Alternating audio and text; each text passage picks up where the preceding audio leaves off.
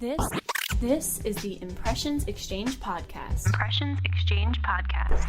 Where all topics impacting the graphic imaging and printing industry are addressed via in-depth news coverage, analysis, and timely interviews. Hi, I'm Denise Gustafson, Editorial Director for Printing United Alliance, and the guest host for the special Printing Impressions podcast series in celebration of Women's History Month, highlighting women in the printing industry. During this series, I'll have the opportunity to talk with women from all segments of the industry about their experiences and their journey as a woman in the industry. Today, it is my pleasure to welcome Megan Hardison. She's Director of Graphic Operations for Orbis Visual Communications. So Megan, welcome. Thank you. Thank you for having me. I'm excited to be here.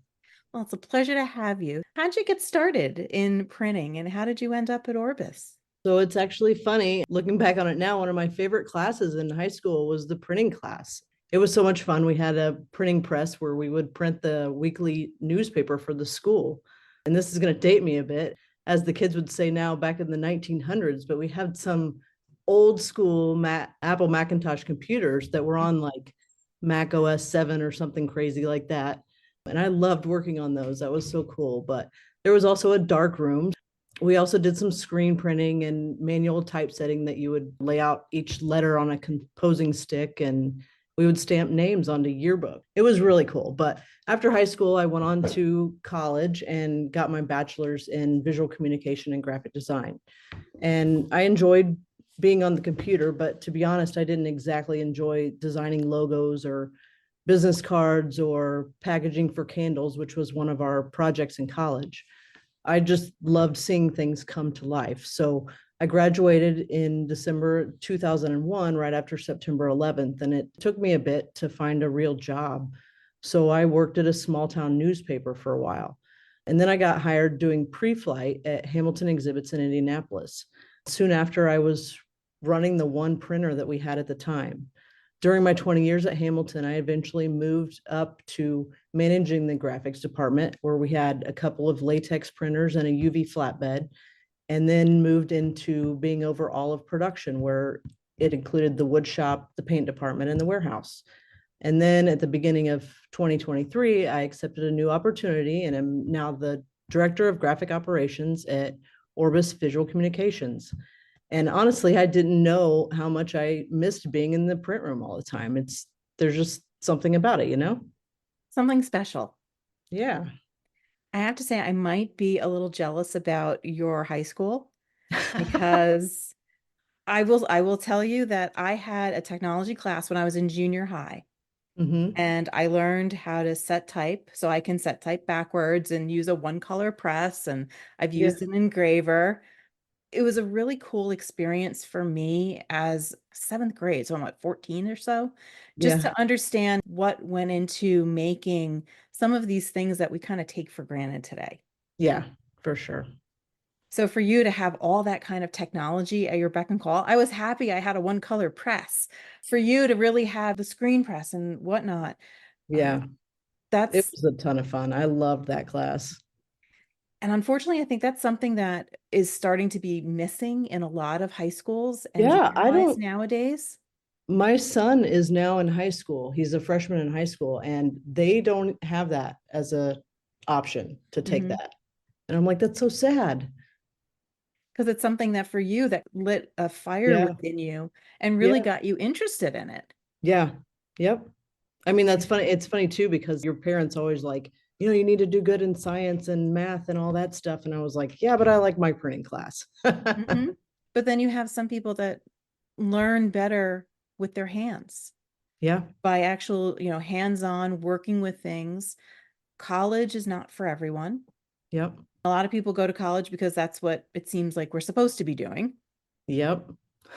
But I know for some people, as another woman I talked to, she goes, I tried it twice. I couldn't do it. Yeah. Yep. But for her, she goes, let me go and just learn hands-on. I can learn anything. Yep. Yep. For sure. Which is it's kind of interesting just to see the paths and how that's really changed in our schools too. Yep. Yep. I agree. So for you in the printing industry, I mean, you've had a long history in different positions within the printing industry. How has working within the industry really helped to contribute to your personal growth? I was just a kid when I started in the industry, but I've met so many great people throughout the years that have coached and mentored me that helped to get me to where I am today. I remember going early on in my career to the ISA show and the SGIA show, which is now Printing United. And some of the people I met early on, I now work with at Orbis. So how cool is that? But Hmm. I think that's one of the reasons I really enjoy my job so much now is that I can coach and mentor others. How important is that mentoring part for you? I think, especially with the supervisors here and the managers that report to me, it's helping them learn how to deal with the people situations is big because they want to know that they're appreciated, and we've got to be able to show that to them because we really do appreciate them. But sometimes I think people are too into their own jobs and they just expect a lot of things, and we need to show the team that we appreciate everything they do, and it's important. And it's funny, like you're talking about the printing industry, lots of tech, but in reality, we do business and we work with people and Hmm. we interact with people. Yeah. And for us, there's a huge diversity in backgrounds and experience. I mean, you Mhm. have one experience coming into it. Some of your supervisors, some of the other team members have very different backgrounds and different Oh, yeah. experiences that got them to where they are today. Yep. So, when looking at the diversity in the workforce, printing as a whole tends to be a little bit more on the male side just because it's a manufacturing type Hmm. of thing. So how do we or how can we be more inclusive and supportive to all of those diverse voices that we do have in the industry, and how can we get more? Yeah. That's always my question. How can we get more of these people? Yeah, I think it's big to keeping everyone involved and in the know of what's going on in the company. I mean, people like to be involved and feel like they're part of the team. We have these weekly meetings, and as leaders of the company, we try to get around as much as we can to let people know face to face that they're appreciated, and especially point out when they've done a good job. I feel like too often in the workplace, people only like hear from the leaders when they've made a mistake. We also have a continuous improvement program here at Orbis where we encourage everyone to get involved. We can always get better, right? So we've set up friendly competitions for the teams and then recognize them for their contributions. And we definitely try to make it a point to let them know when they've done a great job and how much they're making a difference and how much we appreciate what they do. Now, in terms of like continuous improvement, is it like different courses that can be taken or different things or trainings that Yeah, are happening within the company? both. Yeah, we have courses that they can take. They have an opportunity to tell us at any time like what we could be doing better, always encouraging everyone to let us know what we could be doing better. They're out there living and breathing it every day on the floor, so if you see something that's not efficient and it's a bad process, tell us, we'll change it. Because obviously we all want to get better. Yeah. Yep. Now, you touched on mentorship before, so I'm gonna kind of go back to that a little bit. How important, or did you have any specific role models as you were learning and growing in the industry?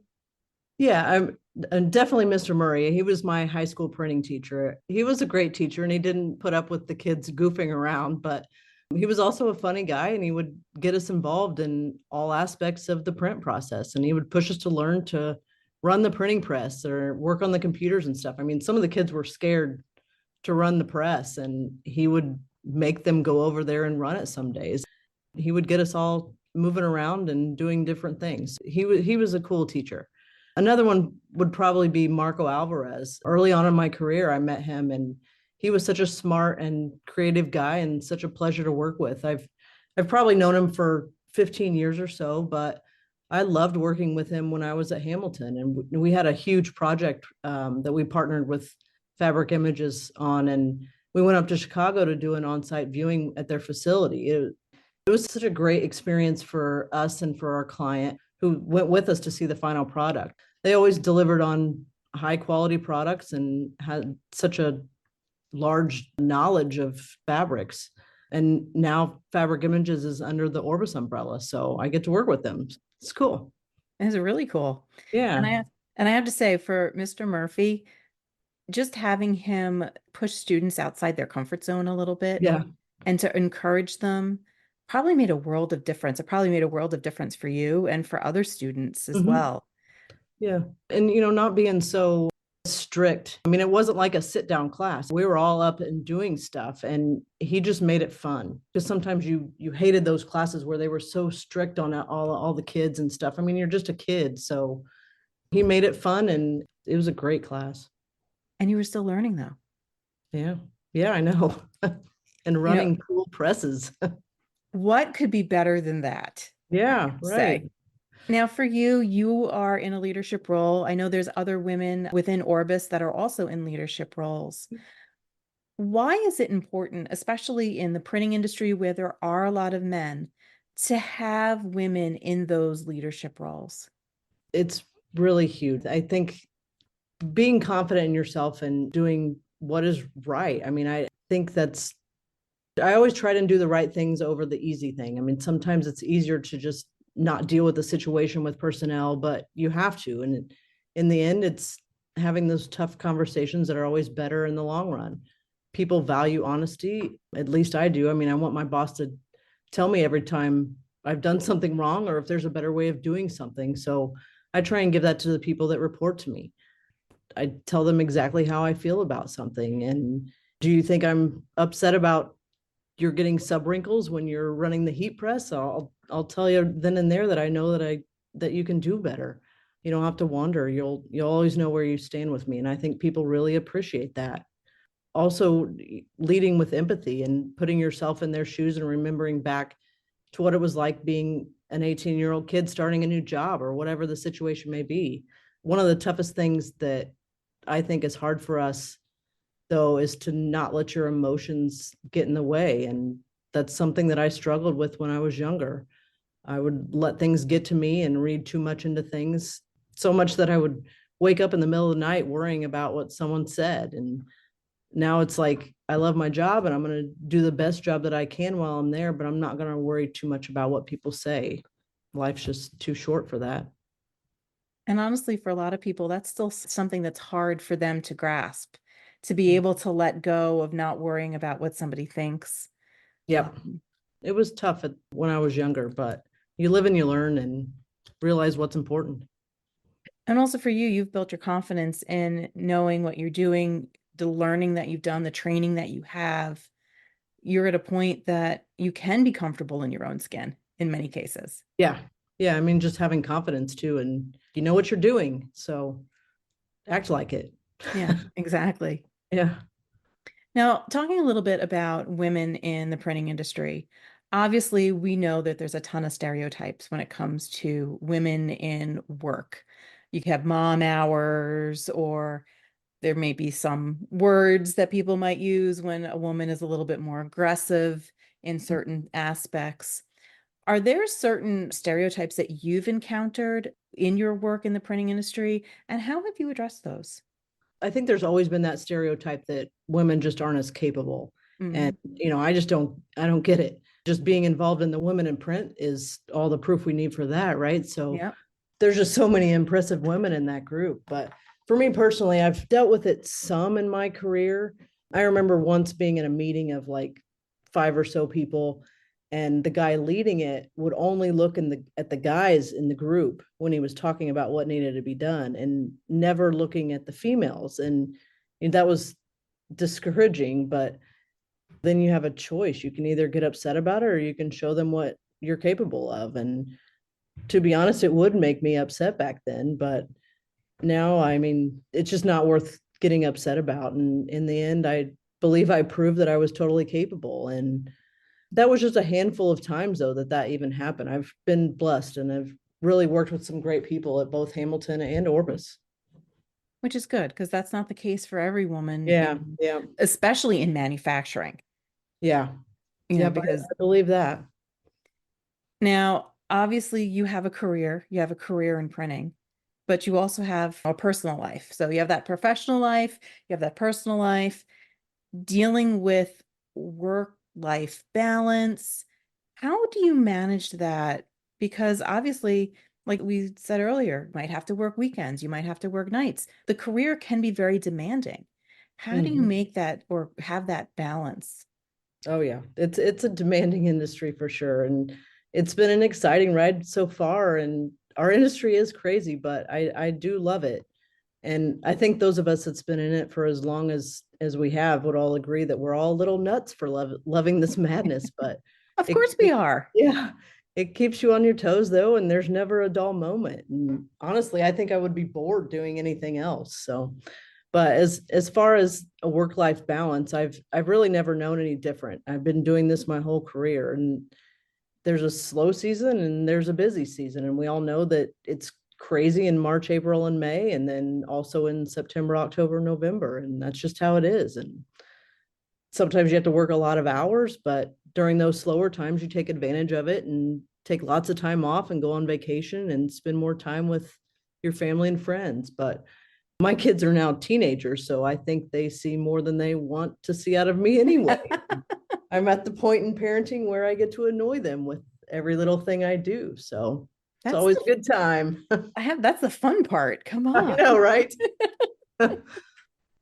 You mentioned earlier Women in Print Alliance as a really important thing for you. And obviously that's a great community and a great networking opportunity for women that are in the printing industry. So how important is it for you to have that kind of support system, that kind of networking or community involvement for you as a professional? It's huge. There's so many wonderful people in this industry. And for me, I enjoy talking to the folks that have been in it longer than me. I mean, there's so much more that I can learn. And what better way of learning than those who've lived it longer than I have? So, but also being involved in all this stuff has been awesome. And hearing other women tell their stories is inspiring.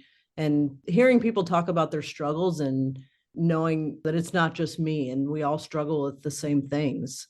I've made so many friends throughout the years, and I love the feeling of walking into a printing show and going down the escalator with all the banners hanging from the air and seeing all the new technology, but most of all running into those industry friends that have helped me out along the way.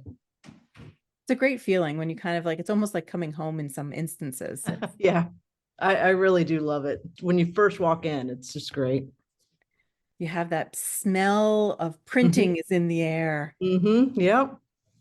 And then all the people. And I know I had seen you at Printing United Expo, so Mhm. huge show, lots of stuff to see. Oh yeah, that was that was an awesome show. It's like one of the biggest ones, right? Yeah, it was. Yeah. Get to do it again this year. So hopefully Yep. I'll be able to Can't see you wait. there again Yeah, for sure. and we can connect there. But Mm-hmm. before we connect there, question about celebrating successes. It's Mm-hmm. something you mentioned in talking about your team. And a lot of times when we have personal interactions, it's because there may be a problem or there's might be a mistake. So a lot of times there's a lot of negative feedback that sometimes comes back and forth between the different teams. But how do we or how do you celebrate the successes or the wins? And why Mm. is that important? I think it's as a team for sure. I mean, we can't do it without each other. We all need to continue to build each other up. And when others succeed, we celebrate with them. And in turn, they'll celebrate with us. You can't be successful without the help of each other. And, Mhm. my boss and my team, I mean, we all work together, and I feel we have a great team here. And I'm very thankful for them now and in my prior roles as well. Now, with your crystal ball coming out, I'm going to ask you a little bit about looking ahead as in toward the future. Mhm. Are there any particular aspirations that you have professionally or personally for the industry? Things that you would like to see? I want to continue to grow and be a good leader for our team here. I mean, we've got a great team, and I enjoy coaching them and helping them out in any way that I can. But as far as the printing industry, I'm super excited about the future. And at Orbis, we continue to invest in the most state-of-the-art printers and sublimators and cutters, and it's fun getting new toys, right? But it's been such a blast working here the past year, and I can't wait to see what exciting things the future holds for Orbis and for the printing industry. Agreed. I do have to say, though, at least it's better than the kids when you bring them home a toy and they play with the box. For real. The printers are just so much fun to play with, although you can probably have a lot of fun with that cardboard box too. But anyway. Yeah. That's good stuff. So my last question as we're wrapping up is, knowing what you know now in your experience at the various positions you've held, the various companies you've worked for, if you were just starting out in the industry now, what advice would you give to yourself? Do what you love. And if it's printing, then go for it. I mean, we're here to help you. And as they say, it's, if you love it, then it doesn't feel like work. And it's so true. And I've always loved coming to work, both here at Orbis and at Hamilton. And you hear those people that say that they dread getting up and going to work. And that sounds to me like they aren't doing what they're passionate about. And the only time I've ever dreaded going to work when I was when I was at the newspaper laying out ads on the computer. It was designing, which was what I went to school for, but it wasn't my passion. And it took me a bit to find what my passion was. But don't get me wrong, though, I wouldn't trade my college life or getting my degree in graphic design, because I wouldn't have ever gotten to this industry without that. Find out what your passion is and do what you love and go for it full force, and it won't ever feel like work. And I have to say, you're pretty fortunate that you found your spot. You found your passion. Yep. And I understand designing ads for newspapers, not everybody's cup of tea. Yeah, it got pretty boring after a while. But I know people do love that. They love doing that, but it just wasn't for me. Mm-hmm. For you, you had a much different passion and a different way to go. Yep. Well, Megan, it was an absolute pleasure to chat with you today. So thank you so much for joining me. Thank you. I appreciate it.